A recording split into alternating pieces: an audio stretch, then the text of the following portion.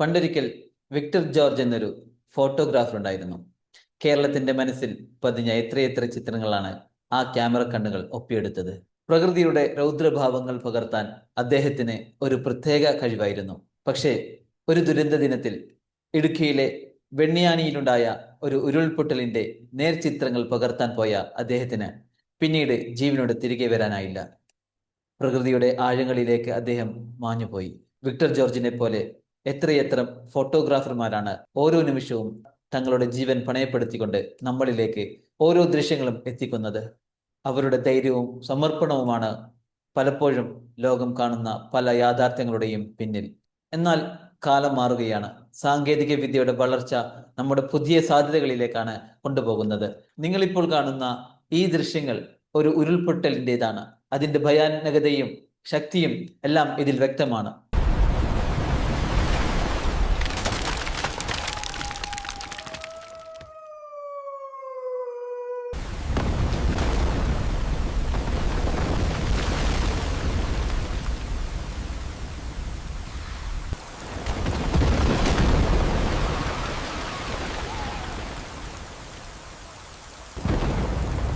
പക്ഷേ ഇത് പകർത്താൻ ഒരു ക്യാമറമാൻ തന്റെ ജീവൻ പണയപ്പെടുത്തിയിട്ടില്ല.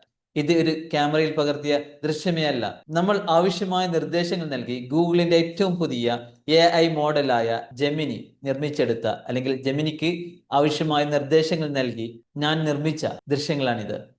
മനുഷ്യന്റെ സർഗാത്മകതയും നിർമ്മിത ബുദ്ധിയുടെ കഴിവും ഒരുമിക്കുമ്പോൾ സാധ്യമാകുന്ന വിപ്ലവകരമായ മാറ്റമാണിത്. ഇതിന്റെ സാധ്യതകൾ വളരെ വലുതാണ്. അപകടകരമായ സാഹചര്യങ്ങൾ ചിത്രീകരിക്കാനും ഭാവനയിലുള്ള കാര്യങ്ങൾക്ക് ദൃശ്യരൂപം നൽകാനും ഇനി മനുഷ്യനെ സ്വയം അപകടപ്പെടുത്തേണ്ടി വരില്ല. കലയുടെയും ദൃശ്യമാധ്യമങ്ങളുടെയും ഭാവി തന്നെ മാറ്റിയെഴുതാൻ കഴിവുള്ള ഒരു സാങ്കേതിക വിദ്യയാണിത്.